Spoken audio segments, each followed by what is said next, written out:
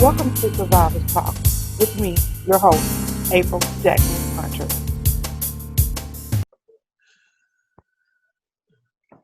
Hi, everybody. Thank you for joining us for another episode of Survivors Talk with your host, me, April Jackson Hunter. Of course, if you guys don't know who I am the author of Mercedes Closet Keeping Deadly Secrets. I am also the founder and the president of Mercedes Closet Incorporated, which is a nonprofit geared to helping survivors like myself. Today on Survivors Talk, we will be talking with a survivor of childhood trauma as well as sexual assault. The survivor's name is Miss Kathy. And how are you doing Hello, today? I am good. How are you? I'm doing great. I'm glad that you would like to come on Survivors Talk and share your story with us today. Yes, I'm glad to be here. Could you tell our listeners a little bit about yourself? Okay, well, my name is Kathy. Um, I am a survivor.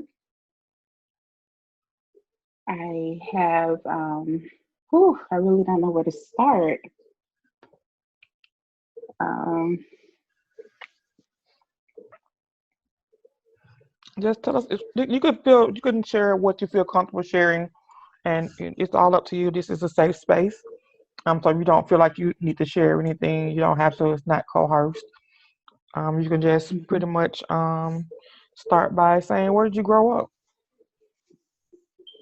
I am from Atlanta, Georgia, born and raised. Um,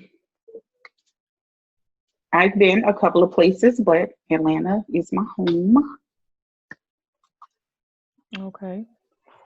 So tell us about your childhood trauma.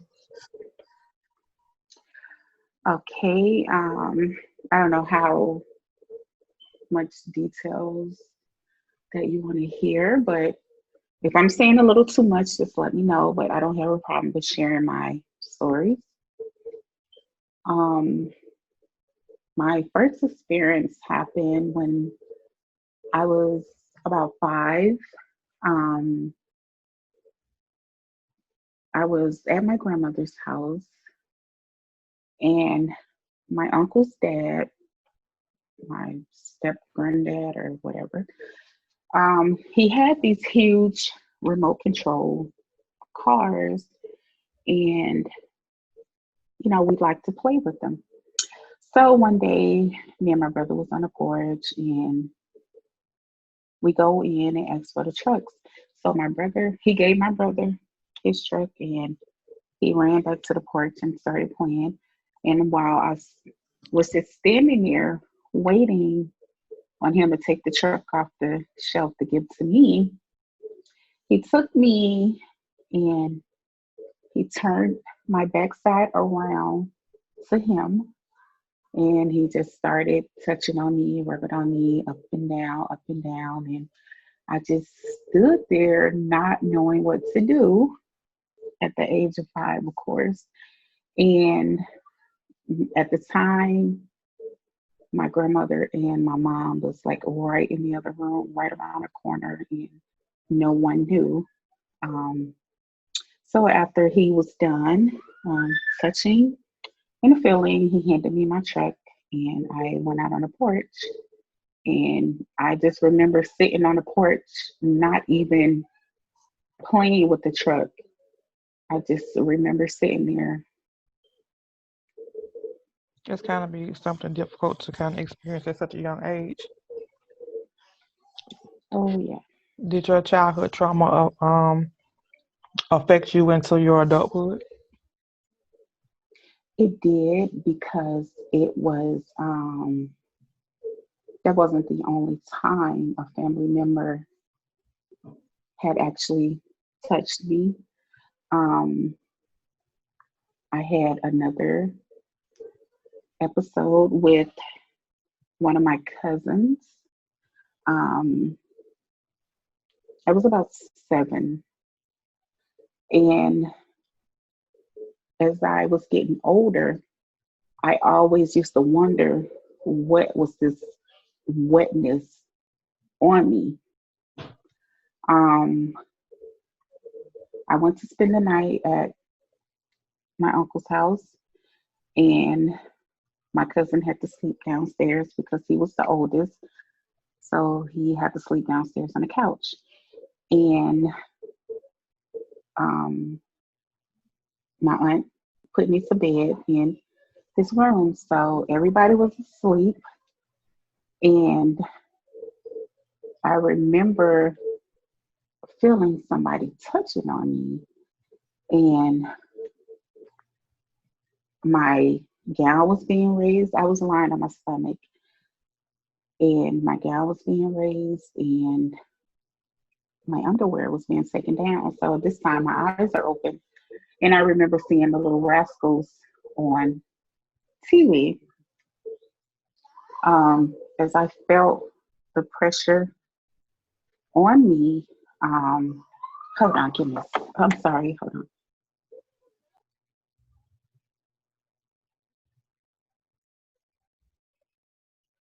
I'm gonna give her a moment. I know talking about childhood trauma can give some triggering.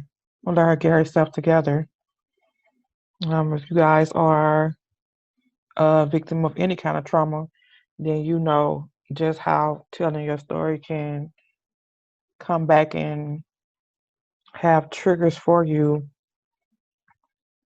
I know I suffer still from PTSD from my trauma, and I battle with it all the time. And talking about my issues and my trauma, it does trigger emotions from me.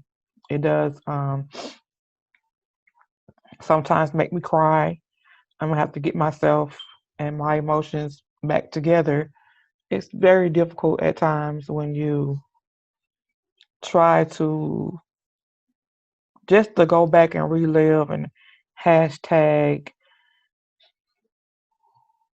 free yourself. You know what I'm saying? It's just like healing is like a backtrack. It's like you take 3 steps forward and like 10 steps back. It's a repeating cycle. So you guys, I just bear with my survivor for a moment. Let her get herself together. Let her get her thoughts together because I know how difficult it can be for someone to share at the depth that she's sharing. Excuse me. To relive some things, especially childhood trauma. I have never been experienced childhood trauma, but I know how tough trauma was for me as an adult to be sexually assaulted as an adult. So I can only imagine how it could be as a child. Okay, I'm here. Okay, you can proceed whenever you're ready. Okay. And I remember feeling like the pressure of him laying on me, and he just kept moving and moving and moving, and finally he stopped. And I can always remember the pressure because I have this big body on me, and it's like I can barely breathe. It's like I'm taking little small breaths. And he got up, went into the bathroom. I remember hearing the water. And when he came back, he was wiping me off.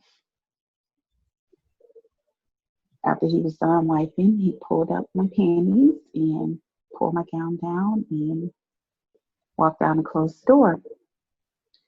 Um, when I was about 12 now, back at my same uncle's house, nobody knew. I hadn't told anybody anything about what went on. He tried it again. I was hanging out of the window looking outside, and yet he started to touch on me to I guess, try whatever he did a few years back. And I hurry up and like got out the window and I punched him in the stomach and I went downstairs. But Okay. yet I still hadn't told anybody. Um, now I was 14, and this particular cousin, um, I was at my aunt's house, and it was kids that was actually in the room with me. They were younger than me, but they were asleep at the time. Um, and my cousin came in, and I just feel somebody just like messing around with my ear, and he was sticking his tongue in my ear, Mm. and he kept on and kept on, and on each side of the room, his mom is on the right side of me in the room, and his grandmother is in the other room on the left side of me. So maybe I could have screamed, maybe I could have yelled, I don't know. But I didn't, which made him actually have intercourse with me. Mm. Um, and of course, it thinking back on it, like, of course, he didn't use the condom because I remember once he was done and he left the room, as I got up off the bed, which I didn't know what it was at the time. Well, I kind of knew, but I didn't because, of course, I wasn't having sex. Um, he released on the sheets, and I remember seeing like a white pile on the sheets when I got up. Um, Yet I still didn't say anything to anybody.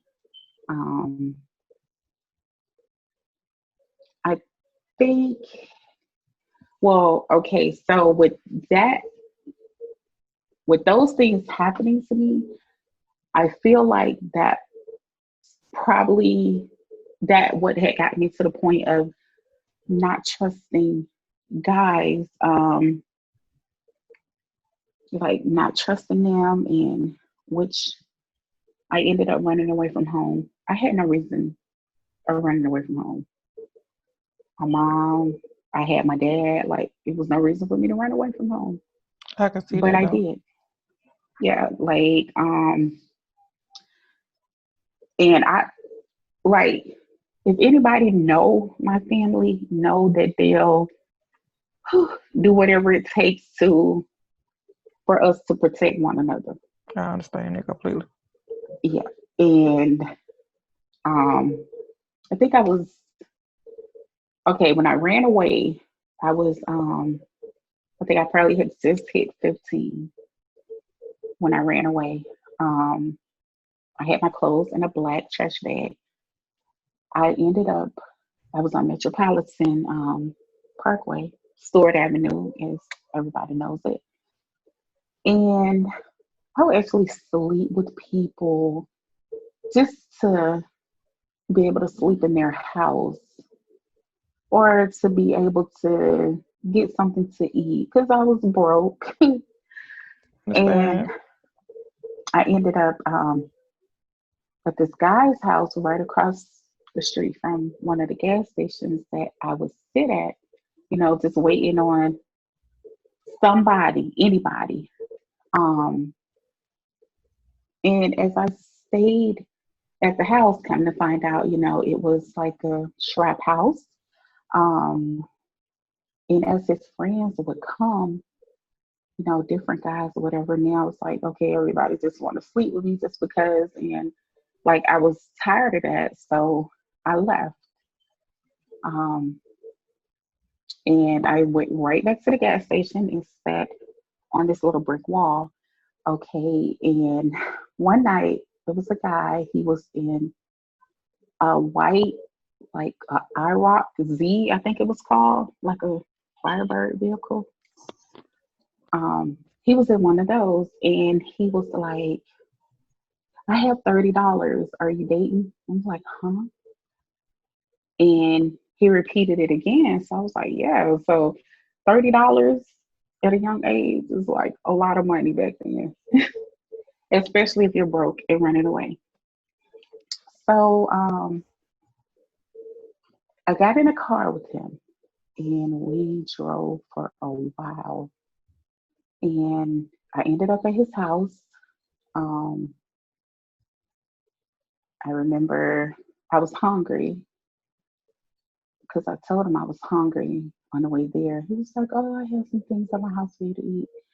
So anyway, we get to his house, and um, he lets me take a shower.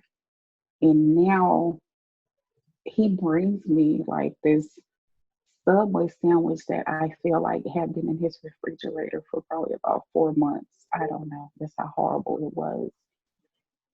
And he screwed me all night long. I was so tired and ready to go. And I remember it was a thunderstorm that started that night. And he took me probably right to the main road, away from his house or whatever, and let me out there, pouring down rain. And I remember this lady picking me up and taking me back to um, towards downtown Atlanta.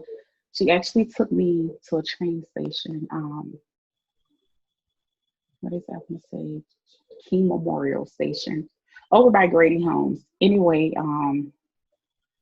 that's where she took me to. And I got out, and I still didn't go home. So I was like doing this every day. As Can I ask when I you a found, question? mhm, I didn't mean to interrupt you. Was it safe to say that your childhood trauma opened up the door for this new lifestyle that you had imposed upon yourself? I really think it did. I really think it did. Did you have you ever seek counseling, or did you ever see a talk to someone afterward? Did you ever disclose to your family what happened to you as a child? Let's start I there. did. Okay. At this point, I think I was 18, and my grandmother's boyfriend, I would say, he died. Hmm. And when my mom mentioned it to me, but in my heart, I always knew, like, I felt like my mama knew something was wrong. And it was something that I wasn't saying because when I told her,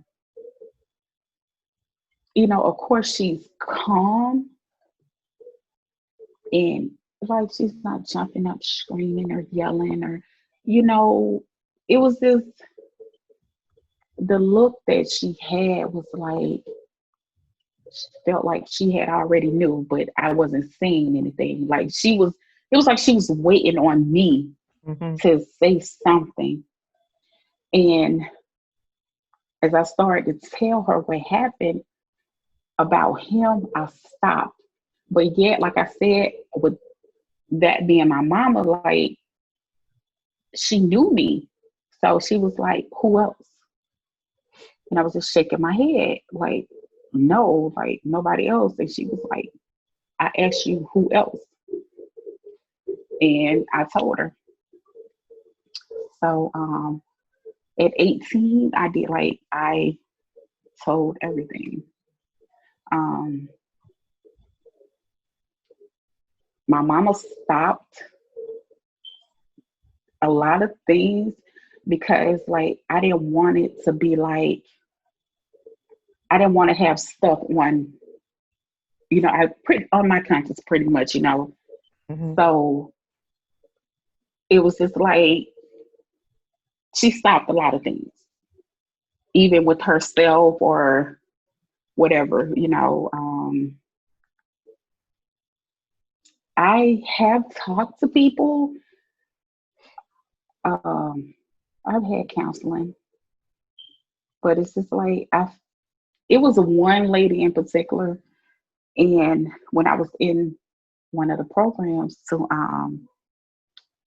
help the ladies to get out of the nightlife, and they actually removed her from the program. It was like, yeah, we're just going to do what's best for you. How can you tell me what's best for me if Exactly. I'm telling you, like, you haven't been through what I've been through? And if I'm telling you, I am so comfortable with her, like, I'm able to talk to her, she listens, but they removed her. And at that point, I didn't even try to talk to anybody else. You shut down. I did, Yes. um, Yeah. because a lot of people, I mean, which she's being paid for her services also. But the thing is, after they pulled her away from the program, she always would take time out and be like, okay, yeah, I'm on the way to a section so I could talk to you for a couple minutes. I mean, she was doing that for me because I guess she felt like I needed it. And that would be the only way that I would call her. And, it's times that I would call you or my mom and like, okay, please help me. Like, it'd probably be a million things going through my head. What do I do? And I'm at a point in my life now where I go to work. Do I want to go to work? No, I don't want to go to work. Why Exactly. I don't want to go to work? Because I am used to sitting at home and waiting on somebody to call me to come pay me. And um, yesterday was a major test for me. Um, I pretty much, like I said, got fired yesterday because I wanted to leave to go see one of my friends. Like, he probably would see me maybe once or twice a month, Mm-hmm. but at the time, it's like $300 or $400 really for doing nothing. So I'm like, do I stay here and make this hundred some dollars and keep my job, or do I come up with an excuse to leave and go make these $300 or $400? I get And what you're saying. yeah, and so at that point, I was like, I had even started to make myself cry so I can get out of there to go meet this man. And I talked to the boss's son, and he was like, okay, go speak to my dad. Okay, now I'm talking to the owner. And, it was just the things that he was saying to me, the good things that he was saying to me, where when you don't have somebody in your life, like, people are being so disrespectful, whether it's coming from your child or if it's coming from somebody in your family or if it's just a random person. But now when you hear somebody telling you how, like, he started saying, like, you, when we had this phone call, like, weeks and weeks ago, like, you were meant to be here. It, like, he had even told, he was like, well, if it was up to him, which his son pretty much runs the front part of the business and he pretty much runs the back, but it's all his.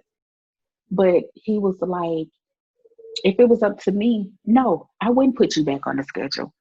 And he started saying how his son is dependent on me and he's making a lot of changes and he want me there. And even the girl that's been there for a while, he was like, you can run circles around her. I am And, just. he just kept saying, like, I want you here. Like, you need to be here. And just the things that he was saying to me, like, now, if I was fake crying at first, with him saying all this good stuff to me, Yes, like, I really started crying. I really do get that. And I'm gonna do a sidebar because I know if you listening to my listeners don't know. This is actually one of my lifetime best friends. We have been through a lot together in this journey of healing. Um, Me and her have been homeless together and a lot of other things that a lot of people just don't know about. So when I tell you we are survivors together, and she Mhm. has helped me to survive, I have helped her to survive, and for her to get to this point in her healing journey is monumental for her. This is something that I've been pulling and praying for a very long time. And if you don't mind me asking you, I'm gonna go ahead and say I'm so proud of you. To be honest with you, Queen, you have made this journey in life very, very possible for me because you know exactly where I have been in my life. I know exactly where you have been in your life. And if you Mhm. don't mind me asking, can you please tell our listeners how long did you stay on the streets doing what you were doing for? Oh my God. Like, I've been out there since I was 15 up until um, a couple weeks ago. And at this point, I'm not fully to where I want to be because, trust, if y'all know me, it's going to take a while. But first of all, thank you, And my niece actually told me today too that she was so proud of me. But because I feel like I might have an urge here or there, but it's nothing major to me because me doing, living the whole street life, my emotions and feelings and everything, like I've been numb. Yes, So I don't feel it. And, I just actually made a comment saying, like, I really feel like if one of my old friends or if somebody new called me, I might still do it. I don't know because I'm not completely there. I get But you. I know, like, I just feel like I can't do it with you for nothing unless I'm in a relationship with you. I feel that. I feel wholeheartedly where you coming from. I mean, this journey to healing does not happen overnight. It does not happen, and just immediately. It's a process, something that you got to work on, and you got to have willpower. And I just commend you for just to stay at work, not to go and feed into what your mind was telling you that what you were so accustomed to. And I get that, and Hmm. it takes so much willpower. And you're phenomenal. You're a phenomenal queen, and just to be sharing your story today, because I know how hard it is for you to come out and just talk about your story, is a blessing to somebody. Somebody's going to hear your voice and hear your words and be moved and be able to get out of the situation. And I really do thank you for just being, able to come out here and just say, well, something happened to me and I'm not quite where I need to be in my healing process, but I'm on a journey and I started it. And you're phenomenal for Hmm. that. And I really do thank you for that. Hmm. I know. And just to, before we get out of here, I know you got anything else you want to share before we close out our interview. No, but I would like to have maybe some part twos and threes and fours, because We can do that. just We can do that. You can always come back on Survivors Talk. I have no problem with having you on here. You were a great guest. If you can inspire someone, if it was a young lady that's listening right now on this Survivors Talk, or a young guy, do you have any kind of words of encouragement to just jumpstart their road to recovery? oh God, it's Okay. like you're worth more than what you think you are. You don't have to let people use you. We have something that they want, bad enough to, I hate to say, to take it or to pay for it. So, with that being said, like, you're worth so much. A lot of people ask me, like, would I go back and change? Like, what would I change if I was able to go back and change? And I would. My answer was always, I wouldn't change anything And a lot of people find that kind of strange. Like, of course, no, I wouldn't want to go through what I went through. But if I didn't go through those things, I wouldn't be the woman that I am now. Exactly. Even though there might not be good a lot of times, y'all, if y'all know me, but You're fine. but like I wouldn't change anything because that means I wouldn't have you as my best friend. I wouldn't have my wonderful mean son, like my mom, and you know, like I wouldn't have all these special people in my life if I had was able to go back and change. So no, I wouldn't.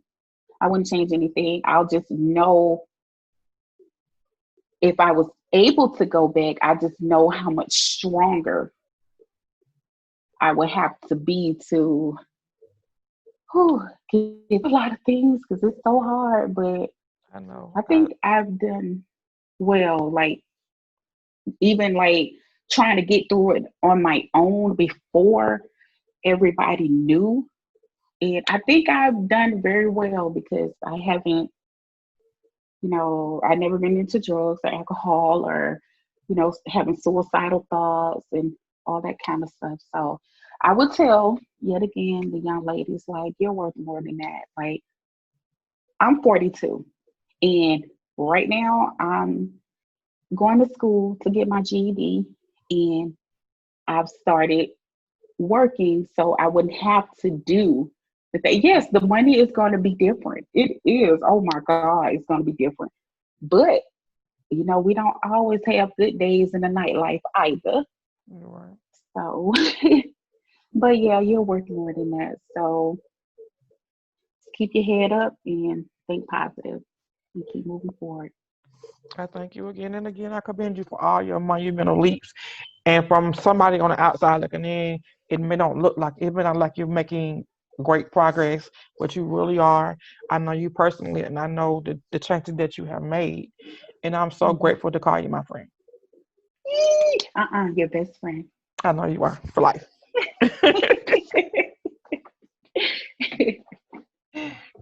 Thank you for coming on talking with us at Survivors Talk. You're welcome. Thanks for having me. Forward to having you again for another episode later down on the line. And we'd like to thank you guys, our listeners, for just coming on and listening to Miss Kathy give her interview about her childhood trauma and it leading to a life in leading her into a street life, so to speak. I don't want to say the whole formative names about it. We're happy that that didn't stop her, and we're happy that she took her time to go down her healing journey and to broaden her horizon to a new platform of life.